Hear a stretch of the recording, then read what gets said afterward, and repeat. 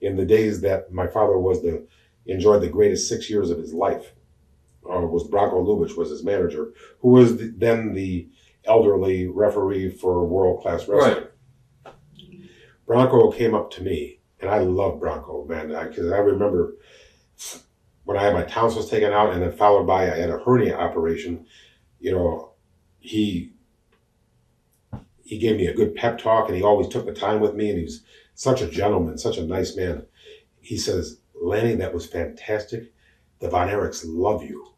They want you, but there's only one problem. We're full. But he introduced me to the booker, and his name was Ken Mantell. Hello, Ken, this is Lanny Poffo. He says, Lanny, you were great. We want you, but we're full. We don't have a position for you. We're going to wait for the right moment to bring you in. We're going to have a whole new coming in January. And at that time, Dallas was the greatest territory in the world. Short trips, most money.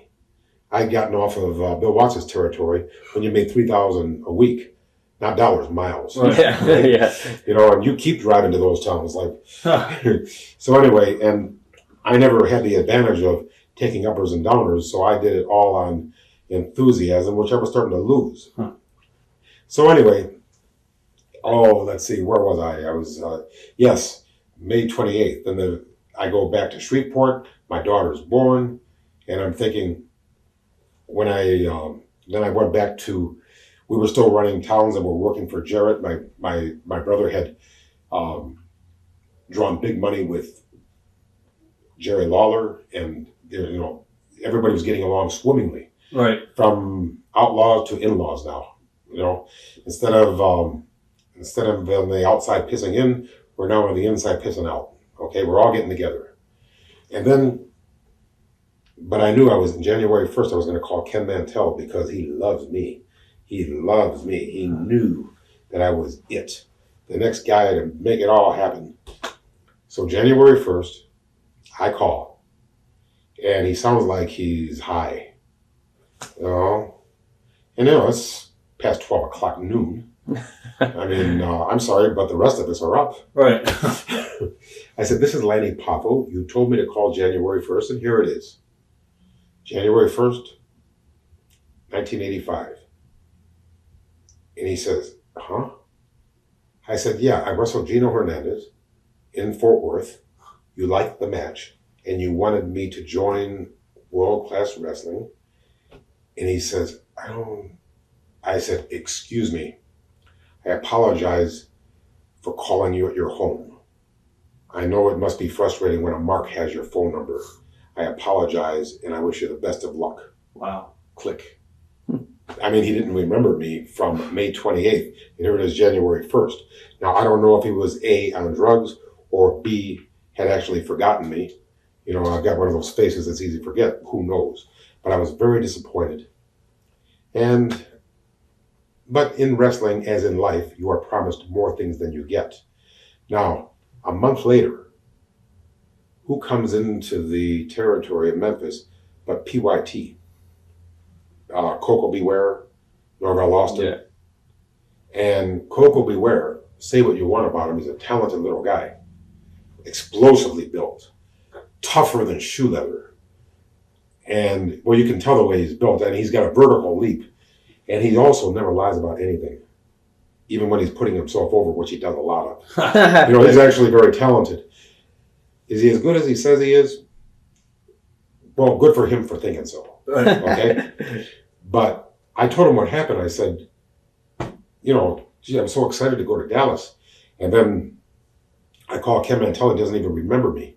He said, well, when was this? I said, January 1st. He said, man, you would have starved to death. I said, Dallas was the greatest territory in the world. It was the greatest territory in the world. Here's what happened. Remember when David Von Erich died in Japan and they covered up the suicide and said it was just pills and liquor like everybody else was dying of? You know, and he brought a lot of pills, definitely afraid he would run out because when you're in Japan, it's hard to get pills. When you're in France, it's very easy, by the way. Pharmacy, you know, and they'll just give you anything you want if you've got the cash. So, what had happened, and I got this story verified by many people. I mean, imagine this. they give, because David Von Erich died in Japan, the fans, and they sold out everywhere, man. I mean, the Von Erichs were the hottest thing in the world. They had the best television. They give them a horseshoe of yellow roses. The money, the time, the love that went into that horseshoe, it was enormous. And they surprised the surviving brothers with this beautiful horseshoe. And his gimmick was he wore a yellow rose and he threw it to the people. The people went wild. They presented this horseshoe of roses to the Von Erichs, who were totally inebriated with God knows what. And they bring this in their Lincoln Continental, and they get about a mile out of town, and they threw it into the sewer. And the fans saw it, okay? All the love that had gone into for these ingrates. So the fans, they brought the yellow roses back. They said they threw it away. They're crying. They're upset. Right. They're hurt. Their feelings are hurt. One of the mistakes that wrestlers make is they think that marks are stupid. Marks are not stupid. As a matter of fact, you know who's really stupid? The people in the ring. You know, the people that Mark's paid to see. They're the dumbest ones of all because they have this idea that they're above it.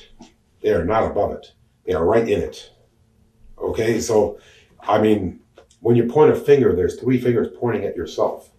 What happened was, it made it United Press International that the Von Erichs had done this. Word of mouth. It was a small town in Texas that used to draw sellouts. Well, immediately, in one day, the people boycotted all world-class wrestling. Don't mess with Texas. See what I mean? And the Von Erichs, they went down and stayed down, and one by one, all but one commit suicide.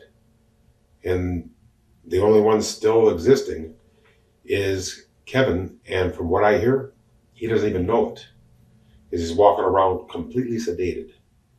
Now, it's not for me to judge, but I'm hoping that whoever bought this interview is A, entertained, B, feels that he doesn't want a refund, but C, and most importantly, please, for the love of God, don't do what those before you have done. Learn from that and walk that straight and narrow, please.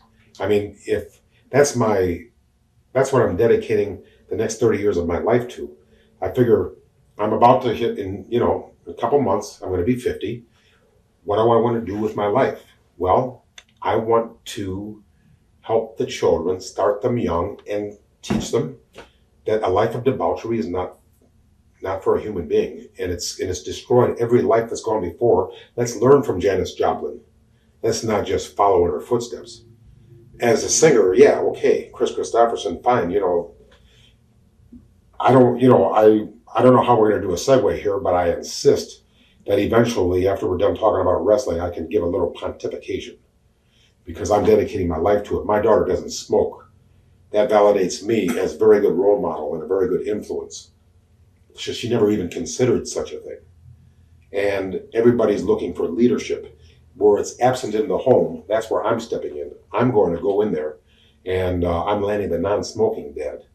My daughter knows that if she started smoking, she'd never get a moment's peace because cigarettes is not only the leading cause of preventable death, it also leads to other things that's going to make your life spiral downward until it plops. And if you want to be all you can be, you're going to have to live by a couple of rules. If it feels good, it might be bad for you. If you feel bad in the morning, maybe you shouldn't do it tonight. Watch thousands of exclusive shoot interviews right now on TitleMatchNetwork.com.